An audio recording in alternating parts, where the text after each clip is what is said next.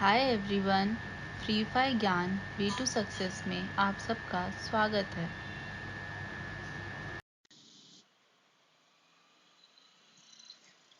आज हम करने जा रहे हैं क्लास 11 बायोलॉजी का part 3 chapter number 1 the living world. Okay,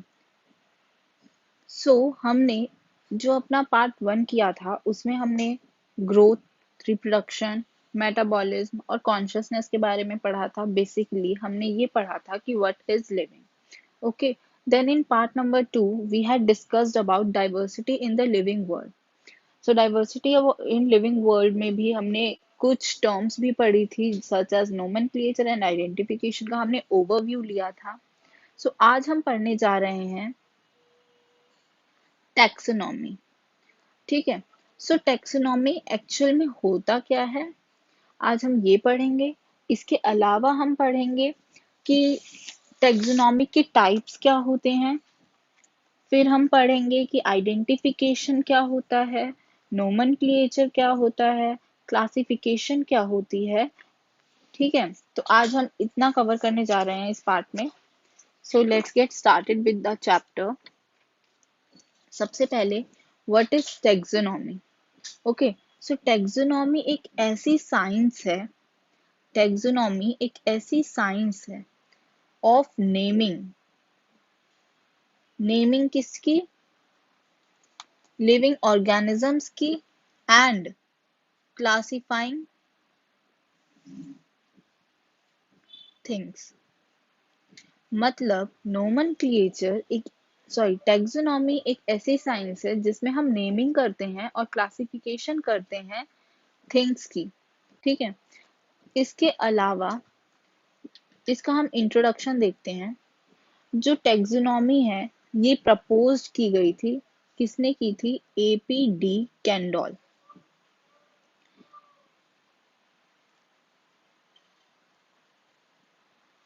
Taxonomy was proposed by A.P.D. Kendall in his book Theories Elementaire de la Botanique. Okay, basically अगर हम इसे simple language में बोले, it's a theory of elementary botany.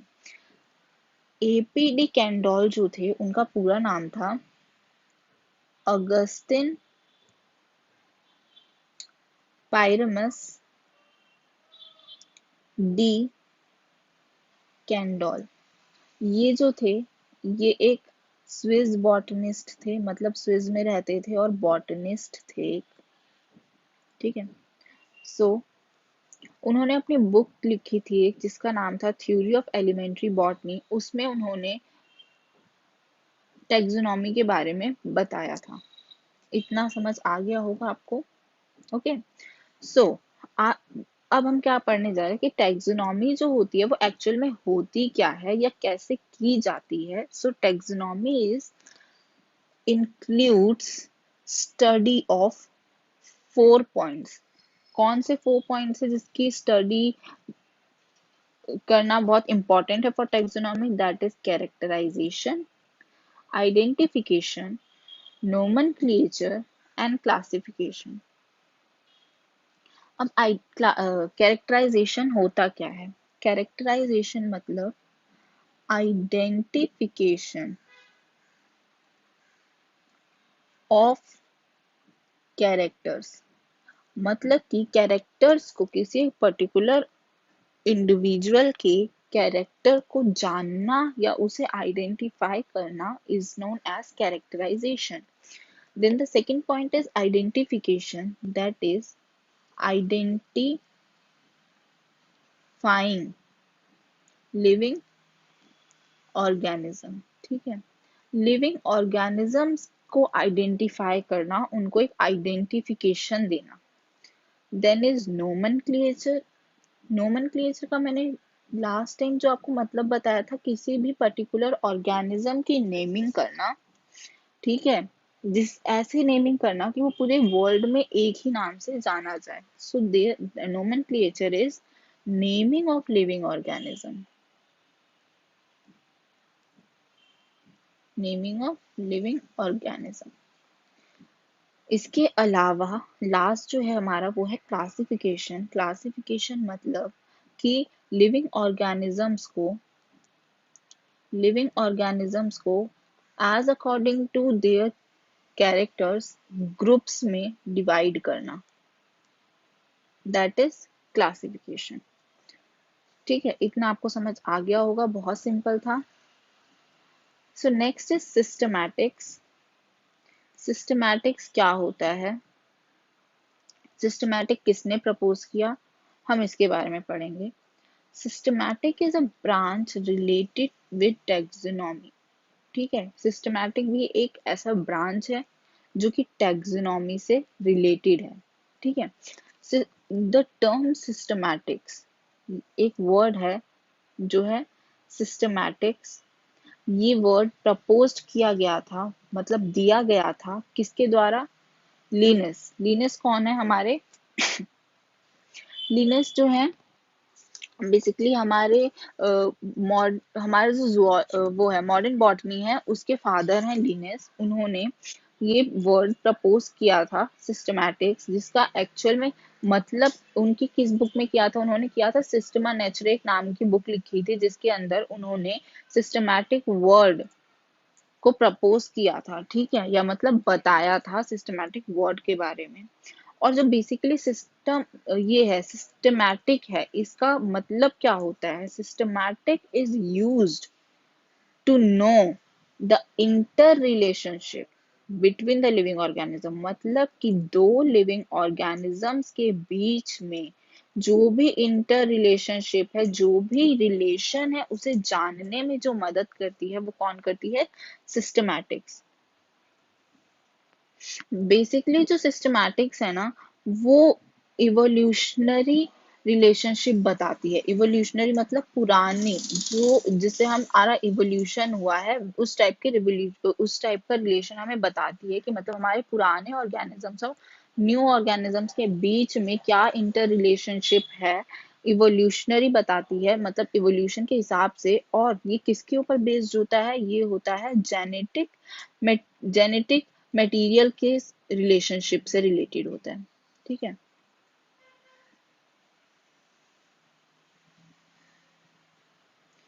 इतना आ गया होगा आपको समझ। सो मैं आपको यहाँ पे कुछ चीजें बताने जा रही हूँ, सच एज टेक्सोनॉमी जो होता है और जो हमारा सिस्टमैटिक्स होते हैं ना, उनके बीच में बेसिकली क्या डिफरेंस है।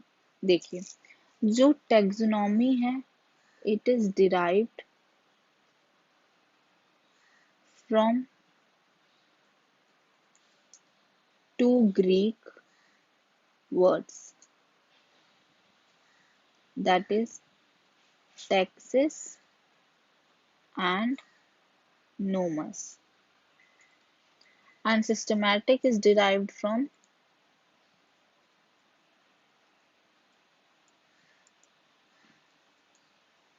one Latin word, that is systema. Okay, then taxonomy is related to characterization, identification, nomenclature, and classification of organisms. Okay, and systematic क्या है, characterization, identification, nomenclature, and nomenclature, classification with evolutionary relationship या फिर evolutionary study। मतलब कि ये involve करता है evolutionary studies, पुरानी जो भी जैसा हमारा evolution हुआ है उसकी studies along with these properties, that is characterization, identification, nomenclature, and classification. Or basically, you can say that it is a type of taxonomy. It is a branch related to taxonomy which deals with evolutionary studies as well as genetic relationship of an organism. Okay, I hope इतना भी clear हो गया होगा आपको. ठीक है. सो यहाँ पे हमें जो कुछ और चीजें पढ़नी है वो ये है कि एक्चुअल में टेक्सोनॉमी जो होती है कितने टाइप की होती है. ये आपका थोड़ा सा एक्स्ट्रा पार्ट है, ये आपको एनसीईआरटी में गिवन नहीं है, बट ये आपके NEET exam point of view से भी थोड़ा इंपॉर्टेंट है, तो हम ये भी देख लेते हैं एक बार. ठीक है. सो जो टेक्सोनॉमी है वो टोटली 3 टाइप की होती है. कितने टाइप की टेक्सोनॉमी? 3 टाइप्स की. ठीक है. सो जो पहला है वो है आपका अल्फा टेक्सोनॉमी,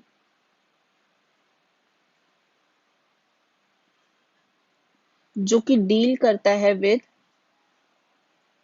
एक्सटर्नल मॉर्फोलॉजी. अब एक्सटर्नल मॉर्फोलॉजी का क्या मतलब है? एक्सटर्नल मॉर्फोलॉजी का मतलब है किसी भी ऑर्गेनिज्म की जो एक्सटर्नली हम देख के उसको जज करते हैं या उसको आइडेंटिफाई करते हैं, that is external morphology. External morphology हम किसी भी ऑर्गेनिज्म को कैसे जज करेंगे? पहला तो उसका अपीयरेंस, दूसरा उसका शेप हो गया, तीसरा उसका साइज हो गया. ठीक है. या उसका कलर हो गया. So these are all external morphology. ठीक है. इतना क्लियर हो गया होगा. Then the second part is beta taxonomy.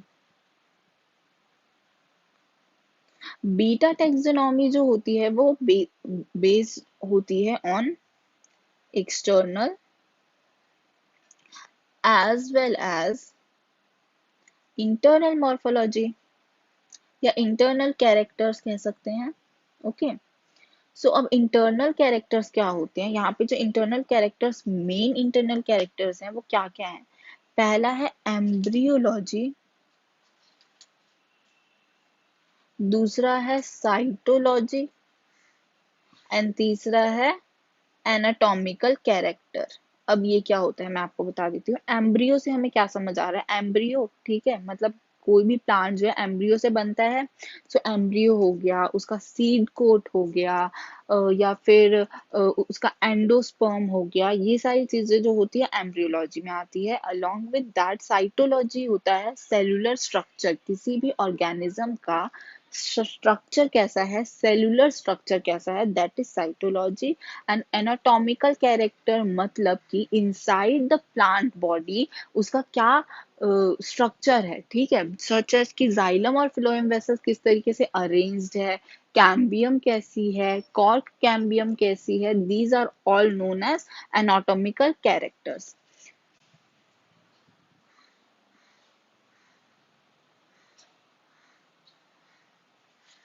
Then the third one is omega taxonomy.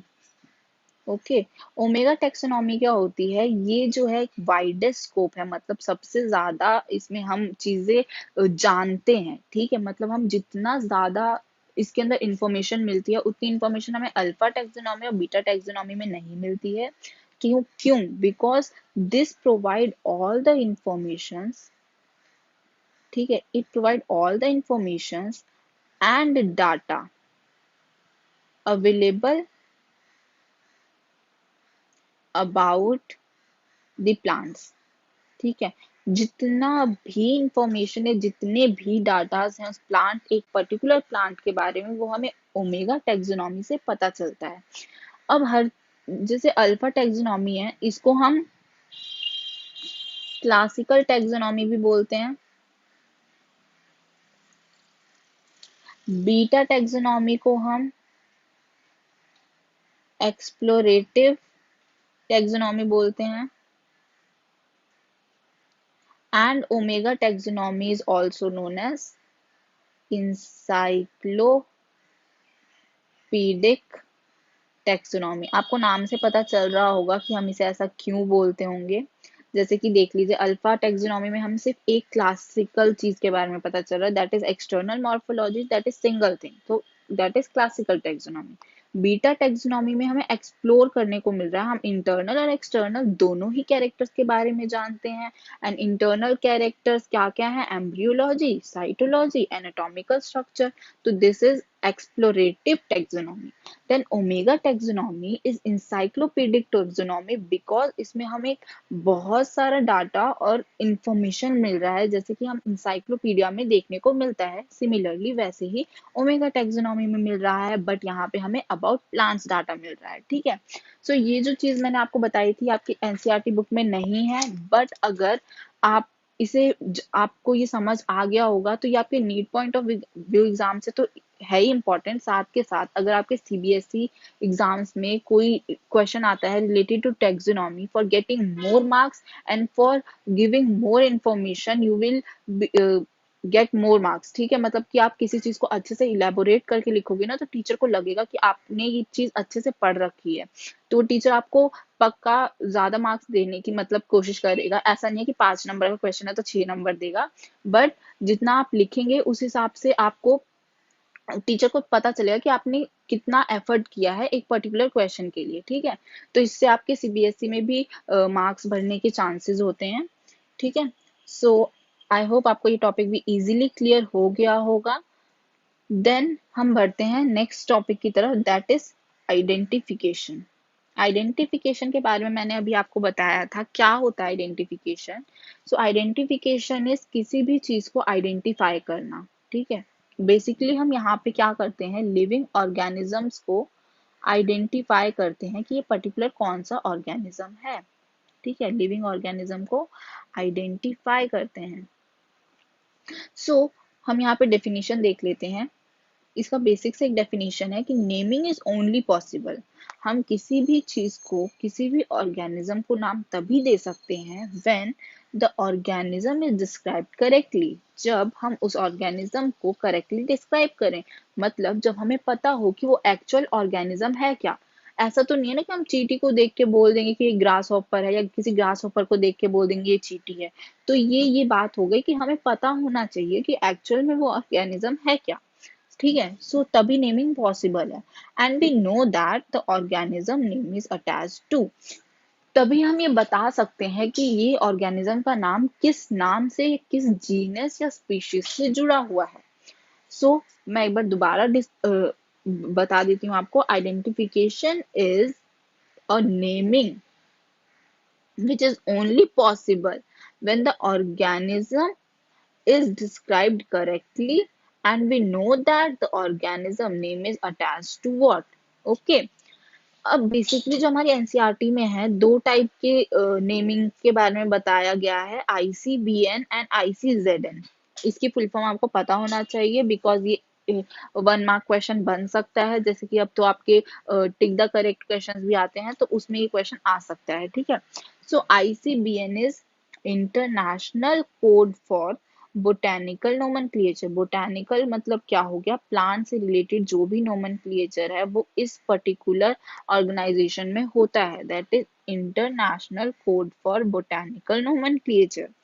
Then ICZN is international code of zoological nomenclature. Zoological मतलब यहाँ पे आएंगे एनिमल्स के बारे में बात होगी। ठीक है, और ऑलवेज रिमेम्बर कि यहाँ पे जो फॉर वर्ड है वो बोटेनिकल के लिए बोटेनिकल वाले नोमेनक्लेचर में आता है, end of is in zoological, because एक बार नीट के एग्जाम में ऐसा क्वेश्चन आया था जहां पर बच्चों को कंफ्यूज करने के लिए ये दिया गया था कि international ICBN stands for International Code for Botanical Nomenclature. Second option was international code of botanical nomenclature. तो अगर बच्चे को पता है कि वहां पे फॉर वर्ड है तो ये आपका 4 मार्क्स का क्वेश्चन करेक्ट होगा। ठीक है, सो ये आपको ध्यान में रखना है। Then the other thing is ICNB. ICNB is International Code of Nomenclature for Bacteria.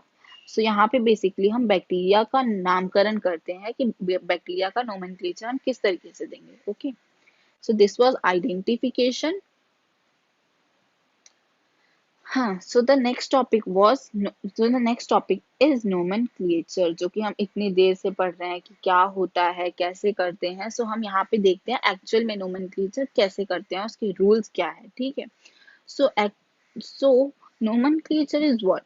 Nomenclature is standardization for naming of living organism such that a particular organism is known by the same name all over the world. मतलब कि किसी भी एक organism को कुछ इस तरीके से नाम देना, किसी भी ऑर्गेनिज्म की नेमिंग करना इस तरीके से कि वो पूरे वर्ल्ड में सेम नाम से जाना जाए। ठीक है। अब देखो, आपको घर में, मान लो आपका घर में कोई नाम है कि आपको कोई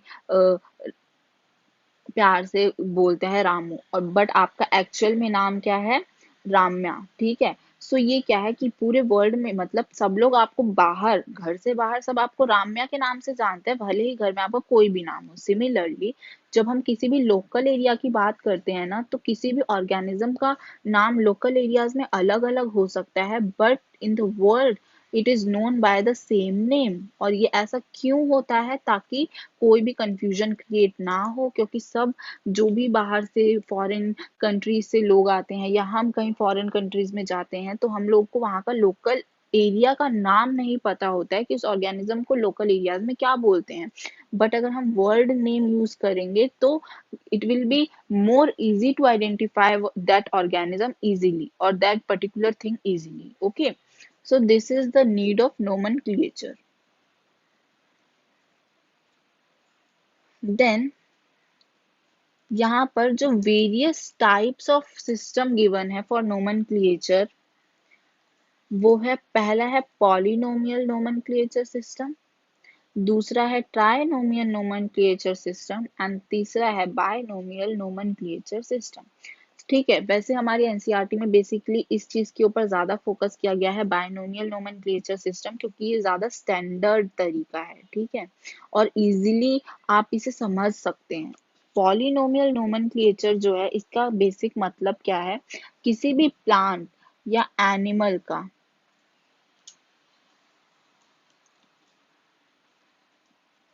बेसिकली तो यहाँ पर प्लांट्स ही देखे जाते हैं, मतलब किसी भी प्लांट का कुछ इस तरीके से नामकरण करना कि उसमें एक से ज्यादा वर्ड्स हों, मोर देन वन वर्ड्स हो। ठीक है, और ये बेसिकली बेस्ड होता है ऑन मॉर्फोलॉजी, मतलब कि बाहर से देखने का जो स्ट्रक्चर है किसी भी पर्टिकुलर प्लांट का। ठीक है। देन ट्राइनोमियल सिस्टम जो है, दिस वाज प्रपोज्ड बाय, किसने दिया था ट्राइनोमियल नोमेनक्लेचर? ये दिया था लेमार्क ने। ठीक है, लेमार्क ने दिया था ये नोमेनक्लेचर का सिस्टम। और इसमें जो है बेसिकली ट्राई मतलब क्या होता है? तीन, तो तीन नाम इन्वॉल्व होते हैं इसमें, किसी भी एक पर्टिकुलर ऑर्गेनिज्म को नाम देने में या किसी भी पर्टिकुलर प्लांट स्पीशी को नाम देने में। सो वो क्या क्या होते हैं? वो होता है, पहला होता है जेनेरिक नेम, मतलब कि जीनस का नाम। दूसरा जो होता है वो होता है आपका स्पेसिफिक एपिथेट, मतलब कि आपके स्पीशीज का नाम। और तीसरा होता है आपका सब स्पेसिफिक एपिथेट, मतलब कि वैरायटी का नाम। या किसी भी एक चीज की कितनी सारी वैरायटीज होती है, जैसे मैंगो है, मैंगो की कितनी सारी वैरायटीज है, अल्फेंजो है, और हम क्या क्या पढ़ते हैं, मतलब हम कहते हैं लंगड़ा आम है, चौसा आम है, और पता नहीं बहुत सारे different different varieties of mango है। तो ये इनकी क्या है? वैरायटीज है। ठीक है। So this is trinomial nomenclature system. और जो तीसरा हमें पढ़ना है वो है बायनोमियल नोमेनक्लेचर सिस्टम। इसमें जो है, बाय का मतलब क्या होता है? दो। तो इसमें कितने नेम होंगे? इसमें होंगे two name, and this is proposed by Carolus Linnaeus. ठीक है, ये प्रपोज किया गया था बाय कार्लोस लिनस। इन्होंने इसे फर्स्ट टाइम पे यूज किया था ऑन अ लार्ज स्केल, मतलब बहुत सारे प्लांट्स और एनिमल स्पीशीज को नेमिंग करने में इन्होंने बायनोमियल नोमेनक्लेचर सिस्टम को यूज किया था। ठीक है, और अब हम पढ़ेंगे कि बायनोमियल नोमेनक्लेचर सिस्टम में होता क्या है, उसका तरीका क्या है। ठीक है, सो बायनोमियल नोमेनक्लेचर सिस्टम इज, ये है, इसमें ये है कि एक पर्टिकुलर स्पीशीज या एक पर्टिकुलर जो ऑर्गेनिज्म है, उसका नेमिंग करने में ना दो कंपोनेंट्स होते ही होते हैं। ठीक है, पहला होता है जेनेरिक नेम जिसे हम जीनस कहते हैं, और दूसरा होता है स्पेसिफिक एपिथेट जिसे हम स्पीशीज नेम कहते हैं। ठीक है, जैसे कि स्पीशीज नेम भी कहते हैं। ठीक है, और ये तरीका नाम देने का जिसमें टू कंपोनेंट्स इन्वॉल्व होते हैं, that is known as binomial nomenclature system.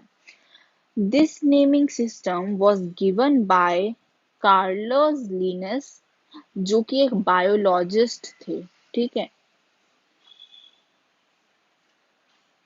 अब इसके यूनिवर्सल लॉज क्या है कि नामकरण कैसे किया जाता है किसी भी स्पीशीज का। ठीक है, जैसे हम पैदा होते हैं तो डायरेक्ट हमारा नाम नहीं रखा जाता।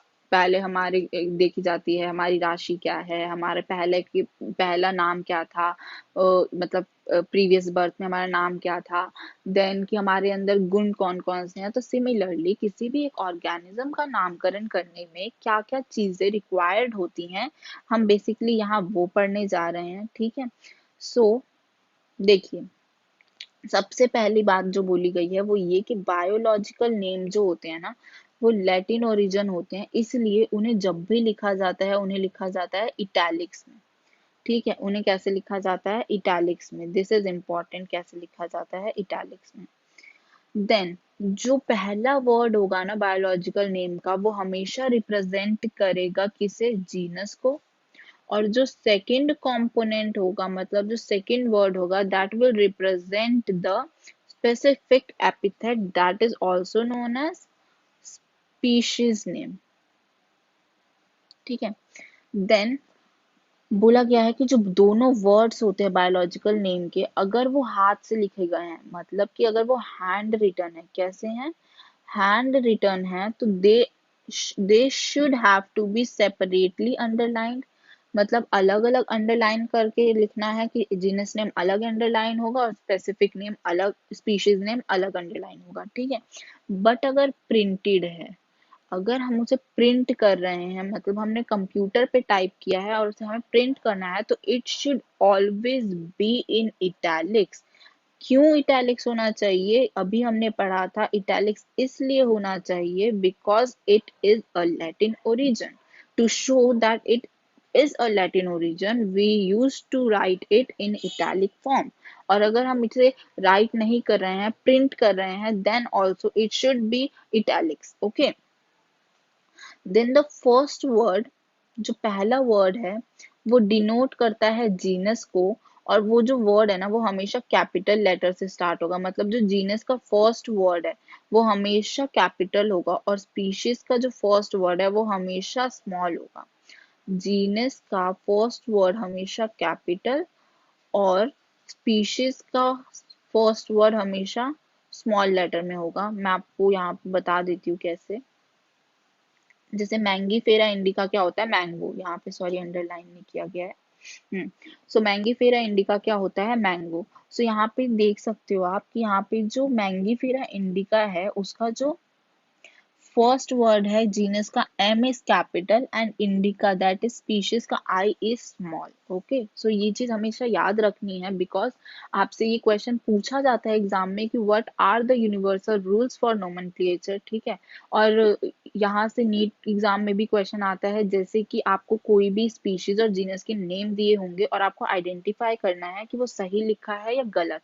सो आपको ये सारे रूल्स बिल्कुल अच्छे से पता होने चाहिए, तभी आप आइडेंटिफाई कर सकते हैं that the name is written rightly और रॉन्गली। ओके, देन जो लास्ट पॉइंट है वो ये है कि name of scientist who propose the nomenclature, मतलब जिसने नाम नोमेनक्लेचर प्रपोज किया है उस साइंटिस्ट का नाम उस हमेशा शॉर्ट फॉर्म में लिखा रहता है, मतलब कि एब्रीवेशंस में लिखा होता है इन स्पेसिफिक, वो भी स्पेसिफिक एपिथेट के बाद। मतलब कि यहाँ पे जैसे कि मैंगीफेरा इंडिका है, इसके बाद लिन लिखा है। सो यहाँ पे जो LINN डॉट दे रखा है, ये एक एब्रीवेशन है, मतलब शॉर्ट फॉर्म में लिखा गया है। किसके बारे में है ये नाम दे रखा है उस साइंटिस्ट का जिसने नोमेनक्लेचर प्रपोज किया था। Okay, so the next part is classification. Classification क्या होता है? क्लासिफिकेशन होता है किसी भी ऑर्गेनिज्म को क्लासिफाई करना और ये बताना कि वो किस ग्रुप से बिलोंग करता है। दैट क्लासिफाइंग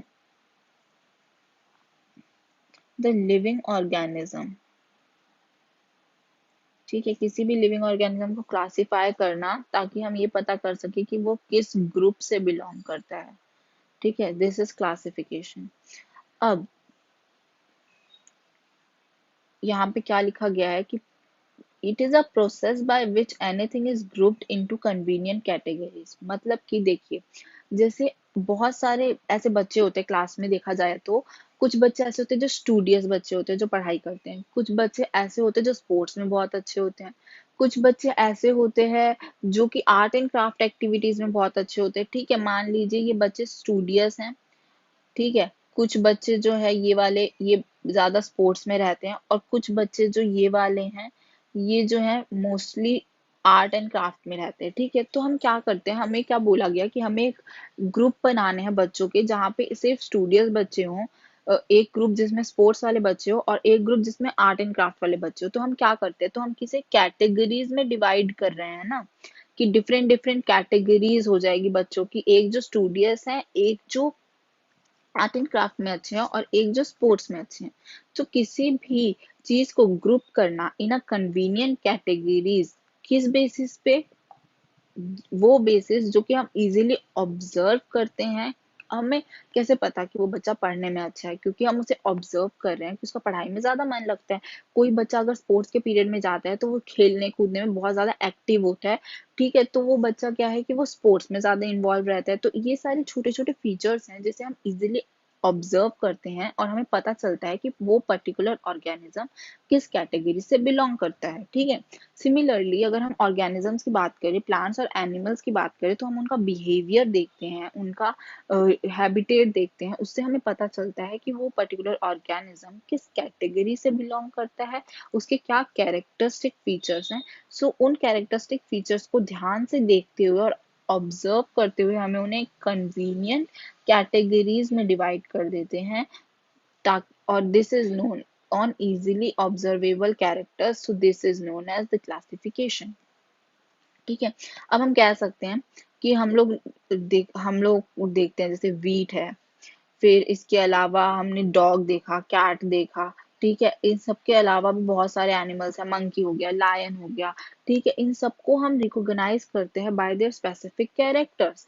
उनके अंदर कुछ स्पेसिफिक कैरेक्टर्स होते हैं जो कि उन्हें एक दूसरे से डिफरेंशिएट करते हैं, मतलब अलग करते हैं, कि ये पर्टिकुलर ऑर्गेनिज्म अलग है, ये पर्टिकुलर ऑर्गेनिज्म अलग है। मान लीजिए कि वीट है और यहाँ पर हम एक मैंगो ले लें, ठीक है, तो है तो दोनों की दोनों प्लांट्स ही, है तो दोनों प्लांट्स ही, बट हम इन्हें कैसे डिफरेंशिएट करते हैं। वीट जो होता है वो हमारा मोनोकॉट होता है, मतलब सिंगल कॉटिलिडन वाला, and mango is a dicotyledon means dicot. तो हम इसे इजीली ऑब्जर्व कर सकते हैं और इन्हें डिफरेंशिएट कर सकते हैं, that this is a monocot and this is also a monocot. भले ही दोनों एंजियोस्पर्म है बट है तो दोनों मोनोकॉट और डाइकॉट अलग अलग ना।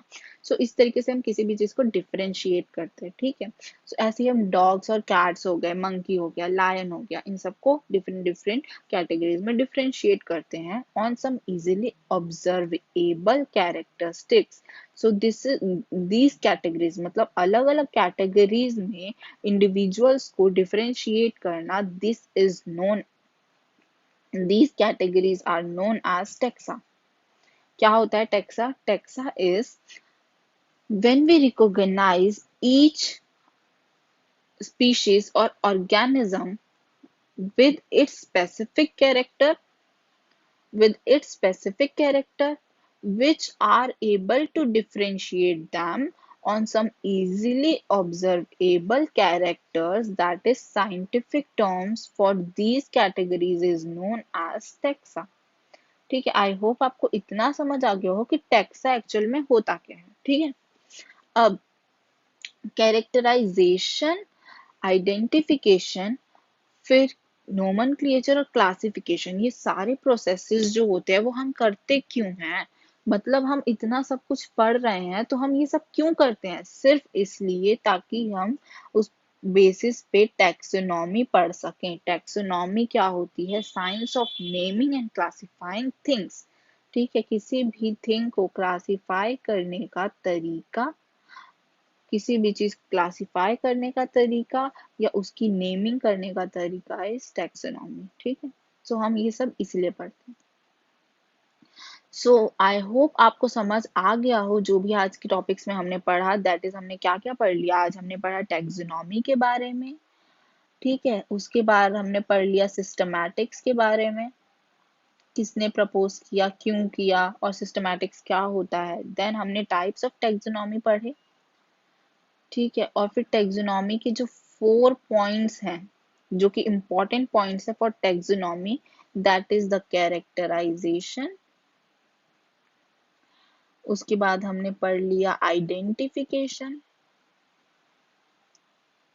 उसके बाद हमने पढ़ा नोमेनक्लेचर, एंड एट लास्ट हमने पढ़ लिया क्लासिफिकेशन। और नोमेनक्लेचर में भी हमने यूनिवर्सल रूल्स भी देख लिए और एक एग्जांपल देख लिया मैंगीफेरा इंडिका का, ठीक है। सो आई होप आपको ये इतना टॉपिक समझ आ गया हो और आपको ये वीडियो अच्छी लगी हो। अगर आपको वीडियो अच्छी लगी है तो प्लीज वीडियो को लाइक करें, शेयर करें और सब्सक्राइब करें इस चैनल को, फ्री फायर ज्ञान way to success. And please press the bell icon for getting more notifications of videos, जो भी हम वीडियोस और अपलोड करेंगे for class 11th and 12th, ताकि आपको अच्छे से सारे टॉपिक्स क्लियर हो और आप अपने एग्जाम में अच्छा कर सकें। Thank you so much for watching.